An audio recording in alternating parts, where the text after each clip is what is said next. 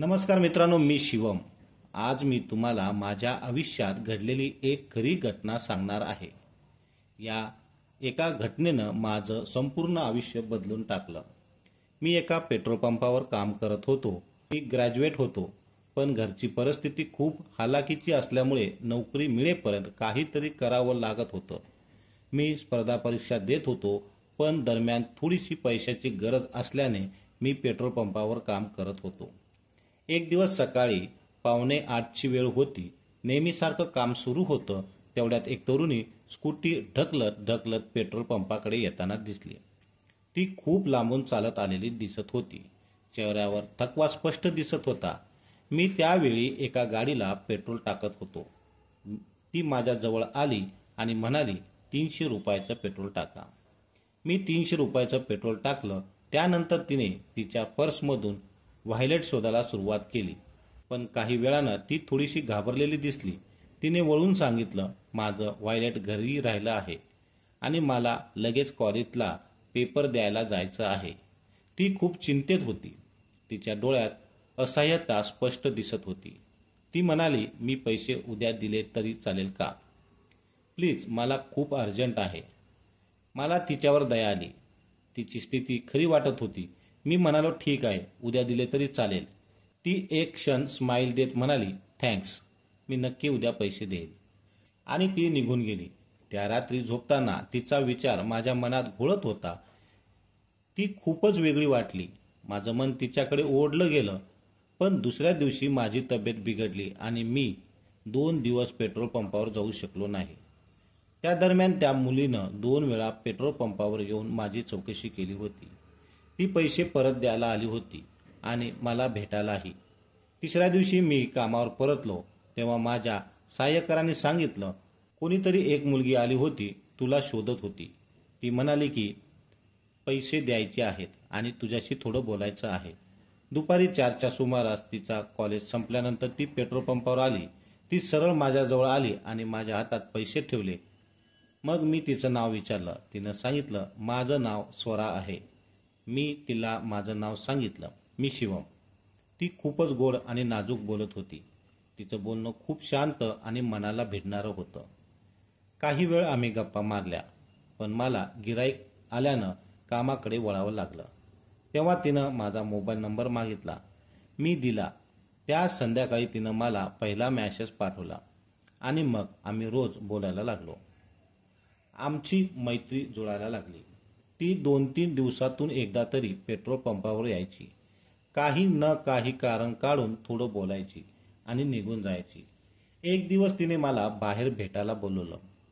माझी आर्थिक परिस्थिती खूप नाजूक होती, त्यामुळे अशा गोष्टी टाळण्याचा मी नेहमी प्रयत्न करत होतो। पण तिच्या प्रेमळ स्वभावामुळे मी तिच्या बोलण्याला नकार देऊ नाही शकलो।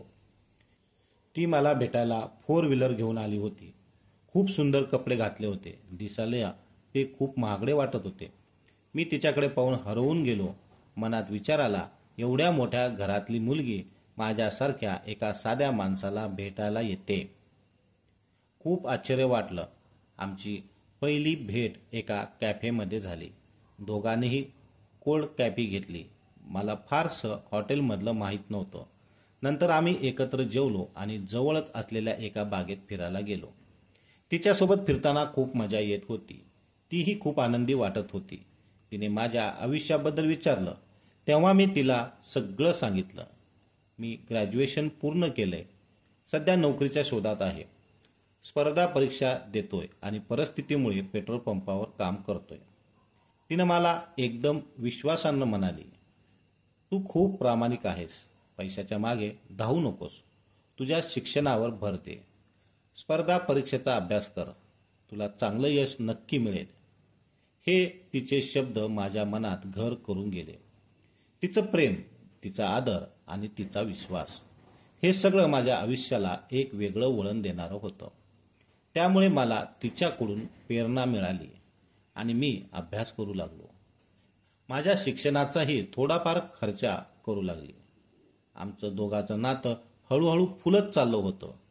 मी खूप अभ्यास करू लागलो। आम्ही अधूनमधून भेटू लागलो। त्याच काळात मी MPSची परीक्षा दिली। माझा अभ्यासही चांगला झाला होता. आम्ही एकमेकांना भेटत होतो, गप्पा मारायचो. तिचं माझ्यावर प्रेम जडलं होतं आणि माझंही तिच्यावर प्रेम जडलं होतं. काही महिन्यातच माझी MPSC प्रिलिम परीक्षेचा निकाल लागला. त्यामुळे आम्ही दोघंही खूप खुश झालो. आता मला मेन परीक्षा द्यायची होती, त्यामुळे अभ्यासावर लक्ष देणं खूप गरजेचं होतं. एके दिवशी तिने मला फोन करून सांगितलं की तू मला आज संध्याकाळी माझ्या घरी भेटायला ये. माझे आई बाबा बाहेर ट्रिपला गेले आहेत. मी तिला नको म्हणत होतो, पण तिने खूप आग्रह केला. तिने सांगितलेल्या पत्त्यावरती मी पोहोचलो. ती सिटीच्या ठिकाणी राहत होती. तिचा खूप मोठा बंगला होता. मी गेटमधून आतमध्ये गेलो तेव्हा ती दरवाजात उभी होती. मला पाहून खूप आनंद झाला. ती जवळ आली, माझ्या हाताला पकडलं आणि मला आतमध्ये घेऊन गेली. मला खूप भीती वाटत होती. आतमध्ये गेल्यानंतर तिने मला तिचा बंगलो आतून दाखवला. खूप महागड्या वस्तूंनी सजवलेला होता. खूप आलिशान महलासारखा होता. तिने काही पदार्थ माझ्यासाठी खास बनवलेले होते, ते आम्ही खाल्ले. आम्ही दोघांनी तिच्या रूमवरती खूप एन्जॉय केला. हळूहळू रात्र वाढू लागली. रात्रीचे 9 वाजले असतील. मी तिला म्हणालो, आता मला निघायला हवं. तसं ती म्हणाली, आज तू इथेच राहायचं आहे. मी तुझं काही ऐकणार नाही. मी तिला म्हणालो, अगं तुझे आई बाबा इथे नाही आहेत. मी तसं कसं राहणार? ती म्हणाली, माझं तुझ्याकडे काम आहे. मग ती मला म्हणाली, माझं तुझ्यावर प्रेम आहे. हे ऐकून तर मला धक्काच बसला. मला वाटलं ती माझ्याशी मैत्री वगैरे करत असेल, कारण तिच्या परिस्थितीत आणि माझ्या परिस्थितीमध्ये जमीन आसमानचा फरक होता. मला तू खूप आवडते, पण तुझ्या परिस्थितीमध्ये आणि माझ्या परिस्थितीमध्ये खूप खूप फरक आहे. ती म्हणाली, मला त्याच्याशी काही देणं घेणं नाही.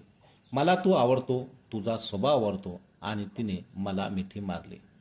खूप वेळ ती माझ्या मिठीत होती. मीही मिठीत घेतलं होतं. आता आम्ही दोघं एक जीव झाल्यासारखे होतो. बेडरूममध्ये जाऊन खूप वेळ प्रेमाच्या गप्पा मारत बसलो. एकमेकांचे हात हातामध्ये घेऊन एकमेकांच्या डोळ्यात पाहत होतो. आणि काही वेळाने दोघांचे चेहरे जवळजवळ आले आणि आम्ही एकमेकांचे चुंबन घेतले. एकमेकांना मिठीत घेत आम्ही प्रेमात बुडून गेलो. काही वेळाने आम्हाला शांत झोप लागली. इकडे स्वराच्या बाबांची आणि आईची फ्लाईट मिस झाल्यामुळे त्यांचं फिरायला जायचं कॅन्सल झालं होतं. ते पहाटे घरी आले तेव्हा आम्ही दोघे झोपलेलो होतो. त्यांनी घरामध्ये प्रवेश केला आणि आम्हा दोघांना एका खोलीत पाहिलं आणि त्यांना काय करावे हे समजलंच नाही. त्यांना धक्काच बसला. ते स्वरावरती ओरडले, म्हणाले, स्वरा हे काय चाललंय तुझं? तसं आम्ही दोघे ताडकन उठलो आणि घाबरू लागलो. माझी तर बोलतीच बंद झाली होती. काय करावं काही समजत नव्हतं. आई बाबा हा माझा मित्र आहे, पण त्यांनी काही ऐकून घेतलं नाही. स्वराचे बाबा पुढे आले आणि माझ्या एक कान शिलात लावली आणि म्हणाले, तू तुझ्या लायकीत राहा, तुझ्या परिस्थितीनुसार वाग, आमच्याशी बरोबरी करू नकोस. आणि त्यांनी मला घराबाहेर हाकलून दिलं. स्वरा खूप रडली होती. तिच्या पुढे मला अशी वागणूक मिळाल्यामुळे तिला खूप वाईट वाटत होतं. खरं तर त्यांचं काही चुकलं नव्हतं. मी तसं वागायला नको होतं आणि दोघांची परिस्थितीमध्ये खूप अंतर असल्यामुळे मी तसा विचार करायला हवा होता. माझी घरची परिस्थिती खूप हलाखीची होती, त्यामुळे मी एवढे मोठे पाऊल उचलू शकत नव्हतो. पण आमचं एकमेकांवर खरं प्रेम होतं. तिच्या घरच्यांनीही तिला समजून सांगितलं, पण ती माझ्यावर खरं प्रेम करत होती. त्यामुळे ती मला चोरून चोरून भेटायची. मी तिला म्हटलं, तुझ्या आईबाबांची इच्छा नसताना असं करणं योग्य नाही. ती गरीब असलास म्हणून काय झालं? तुझा स्वभाव मला आवडतो. तू दिसायलाही चांगला आहेस आणि मला माहीत आहे तू मला अडचणीच्या काळात कोणताही विचार न करता मला मदत केलीस. त्यामुळे मला तुझा स्वभाव आवडतो. म्हणूनच मी तुला सोडू शकत नाही. माझं तुझ्यावर अतोनात प्रेम आहे. माझ्या मनात तिच्या वडिलांनी माझ्या गरिबीचा केलेला अपमान सहन होत नव्हता. म्हणून मी तिला म्हटलं, जेव्हा मी एखादी चांगली नोकरी मिळेल तेव्हा स्वतःहून तुझ्या घरी मागणी घालायला येईल. मला आता 6 महिने भेटू नको. माझी परीक्षा जवळ आली आहे. मी खूप चिकाटीने प्रयत्न करत राहिलो आणि एकदाची परीक्षा दिली. पेपर खूप चांगला गेला होता. आम्ही एकमेकांना भेटत नसल्यामुळे आमच्यामध्ये खूप भेटण्याची ओढ निर्माण झाली होती. आम्ही कधी एकमेकांना भेटतो असं झालं होतं, पण मी शपथ घेतल्यामुळे तिला भेटणं टाळत होतो. ती मला फोन करायची, मी फोन सुद्धा उचलत नव्हतो. एके दिवशी MPSचा निकाल लागला. मी MPSची मुख्य परीक्षा सुद्धा पास झालो होतो. आता फक्त इंटरव्ह्यू बाकी होता. काही दिवसात इंटरव्ह्यू पार पडला आणि मी राज्यात 12व्या क्रमांकाने पास झालो. माझा आनंद गगनात मावत नव्हता. मी पहिला कॉल माझ्या गर्लफ्रेंडला म्हणजेच माझ्या सुंदर स्वराला केला. ती सुद्धा खूप खुश झाली. तिने बाबाला सांगितलं, तुम्ही ज्या मुलाला नकार दिला होता तोच मुलगा MPSCच्या परीक्षेत राज्यात 12व्या क्रमांकावर पास झाला आहे. आता PSI झाला आहे. हे ऐकून तिच्या वडिलांना धक्का बसला. त्यांचा विश्वास बसत नव्हता. मग ती आणि तिचे वडील मला भेटायला आले. तिचे वडील माझ्याजवळ येऊन म्हणाले, जावई बापू, मला माफ करा, मी चुकलो. माझ्या मुलीचं तुमच्यावर खूप प्रेम आहे. माझी इच्छा आहे की तुम्ही दोघांनी लग्न करावं. तिच्या वडिलांनी जो माझा अपमान केला होता तो मी विसरलो नव्हतो. मला एक गोष्ट स्पष्ट समजली, काही व्यक्तींचा स्वभाव कितीही चांगला असला तरी त्यांना फक्त पैसा आणि प्रतिष्ठा महत्वाची वाटते, माणूस पण नव्हे. आमचं एकमेकांवर खरं प्रेम होतं.